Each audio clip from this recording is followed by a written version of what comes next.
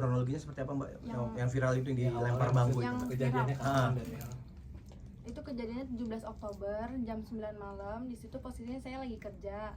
Terus dia datang dari luar, masuk ke dalam toko, duduk di sofa.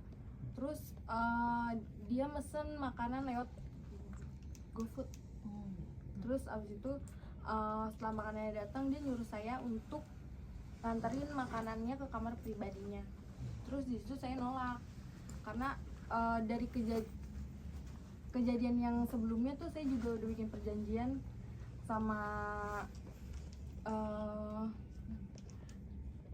adiknya keluarga bahwa saya nggak mau nganterin makanannya lagi, karena yang tadi saya ceritain juga saya dikatain kayak gitu-gitu, makanya saya nggak mau. Terus habis itu pas saya nolak, dia ngelempar saya pakai patung, abis itu dia ngelempar saya pakai bangku, sama ngelempar saya pakai mesin edisi BCA. Di situ kan dari video saya ditarik sama bapaknya si pelaku kan untuk pulang dan lapor polisi, tapi di situ tas sama HP saya ketinggalan di dalam.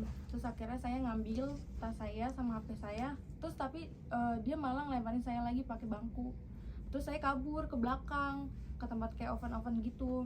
Terus di situ dia masih ngelemparin saya.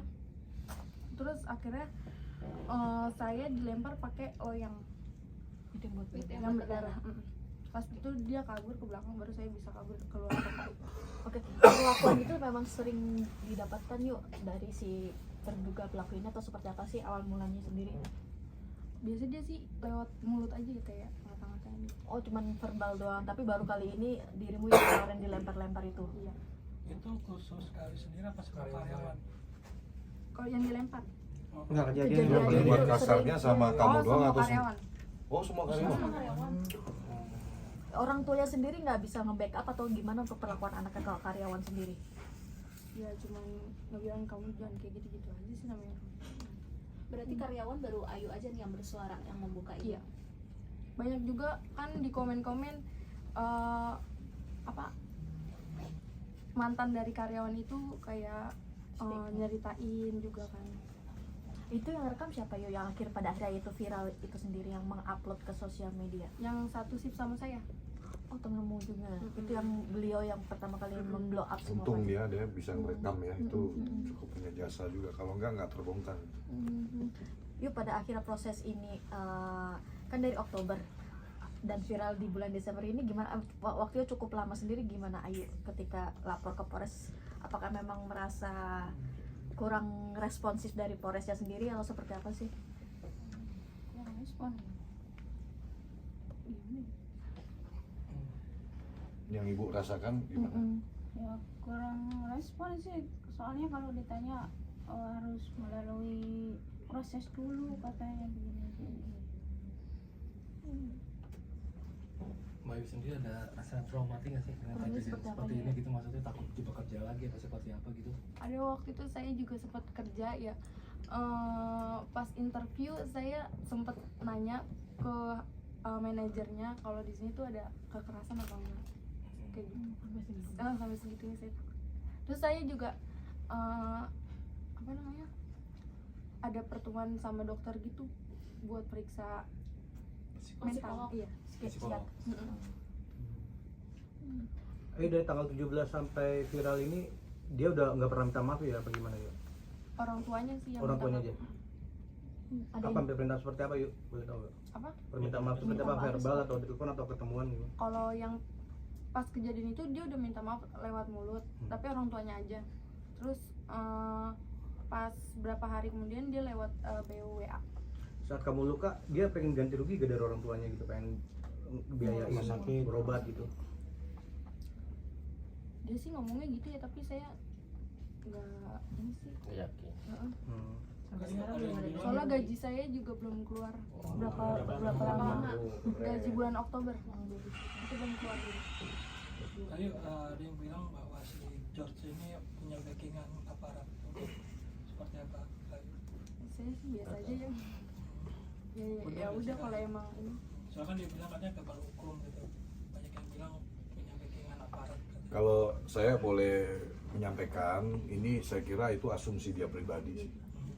Asumsi dia pribadi sih, karena Saya pikir dia karena saya lihat aktivitasnya di Facebook kan memang dia sering membagikan foto-foto bersama aparat gitu kan. Saya kira ini klaimnya dia sendiri sih, saya kira, karena ya aparat penegak hukum TNI Polri tidak pernah membackingi sesuatu orang yang bersalah ya. Saya harus sampaikan ini. Saya teman juga banyak di teman-teman di kepolisian, di TNI. Tidak mungkin ya, nggak usah jauh-jauh deh kasus yang dulu-dulu kan kurang kuat apa. Jadi menurut saya nggak ada orang boleh ngomong kita kebal hukum, nggak ada. Apalagi di era pemerintahan sekarang ini, presiden kita tegas, siapa yang bersalah akan dihukum sesuai aturan yang berlaku. Jadi ini sekaligus juga untuk masyarakat juga dengar semuanya. Nggak boleh takut pada intimidasi yang seperti itu. Kalau ada orang bilang, kamu dilakukan hal-hal yang tidak baik, terus dia bilang katanya dia kebal hukum apa-apa, saya yakin itu asumsi dia pribadi lah. Ya, karena ya aparat penegak hukum juga nggak akan melindungi orang yang melanggar hukum kan, seperti itu. Dan terbukti kan, jadi masyarakat juga maksudnya melihat faktanya bahwa yang bersangkutan buktinya kebal hukum nggak kan ditangkap kan gitu. Ayu, ketika kabar pelaku ditangkap dan diamankan, reaksi dirimu legakah atau seperti apa? Karena kamu dari Oktober ya. Senang juga, terus lega, tapi masih takut, terus masih mau bertanya ini beneran di penjara atau enggak? Ada intimidasi nggak sih setelah kejadian atau seperti apa, atau pasca ini pelaku Orang tua diamankan? pelaku pernah ngomong kayak kalau nggak hapus videonya saya laporin ke polisi. Tapi itu chatnya dihapus sama dia. Tapi Tapi kamu untungnya sempet- udah aku SS. Gimana nih Bang John, artinya nih mengkawal Ayu dan keluarga? Ya kan 2 hari yang lalu ya kalau nggak salah ya, saya dapat berita ini, terus saya langsung speak up kan di sosial media saya untuk menyuarakan ini, karena saya kira orang-orang seperti Ayu dan kayak terakhir juga kasus yang di Surabaya itu kan juga saya keras bersuara, karena ya nggak boleh melakukan. Ya kalau salah dimarahin lah, ya kalau salah ditegur aja karyawan, nggak perlu sampai dengan cara dan tidak dibenarkan alasan apapun.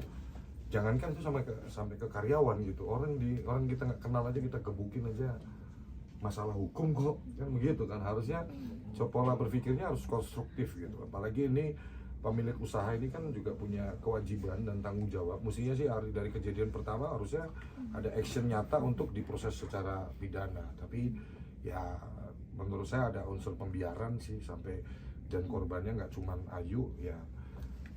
Semoga dengan kejadian ini tidak boleh ada lagi di negara kita ini praktek-praktek sedemikian rupa yang mengintimidasi orang lemah. Ya saya tersinggung ya, dia katain miskin gitu. Emang seberapa kaya sih dia? Saya alhamdulillah perusahaan saya ada 12, karyawan saya 500 lebih, saya nggak pernah ngatain orang miskin kok. Saya nggak pernah jelek-jelekin ngerendahin orang, ini miskin lu, babu lu. Ya memang itu istilah penyebutan untuk pembantu ART, tapi kan ya kita nggak boleh lah ngatain orang kayak begitu. Itu kan merendahkan harkat martabat orang. Semua punya harga diri loh. Jangan yang bilang punya harga diri cuma orang kaya. Semua orang manusia di dunia ini punya harga diri gitu. Dan saya kira dari kejadian ini ya saya tadi kasih semangat ya ke Ayu bahwa ya ini aku sekarang John Albert ada di samping kamu. Saya siapkan tim hukum. Kemarin sempat dia keluar duit dana pribadi sampai jual motor Itu untuk bayar tim hukum. Ya, berapa? ini pengakuan Ayu loh, betul ya? Ibu ya Bu, jual motor 12 juta ya Bu, bayar tim hukumnya. Ya, saya sampaikan tidak ada. Ayu, saya mintain duit nggak buat bayar hukum? Enggak kan? Enggak ya?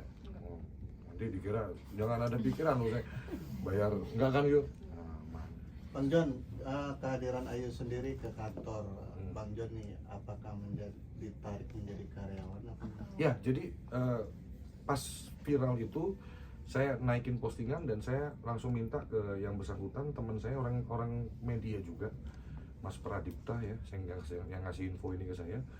Terus saya minta nomornya Ayu, saya kabarin Ayu, udah kamu kerja sama saya aja gitu kan. Ayu ternyata mengenal saya dan dia langsung menyanggupi saya insya Allah mau Pak kerja gitu kan. Karena yang saya dengar dari Ayu ini cuma digaji 2.100.000 untuk sebagai kasir di toko itu, ya kan. Saya kira ya lebih baik kerja sama saya ya, OB saya gaji 5 juta, UMR lah, UMR DKI. Bahkan yang di Tangerang pun saya ikut standarnya UMR DKI, boleh dicek. Padahal UMR-nya mungkin lebih kecil ya. Karena saya pikir ya udahlah, nggak seberapa bedanya. Nah, terus tadi saya gali minatnya Ayu, ternyata Ayu kan suka di front office, frontliner, ketemu orang, kasir gitu-gitu. Nah, saya pun tadi sudah umumkan dan tim HRD saya sudah minta kontaknya Ayu untuk kita langsung pembukaan rekening di payroll supaya kejar untuk akhir bulan ini. Jadi Ayu meskipun baru saya terima hari ini, dia akan terima gaji full. Nanti akhir bulan ini tanggal 26-an akan gaji serentak, ikut karyawan saya semuanya. Dia akan dapat gaji full 100%.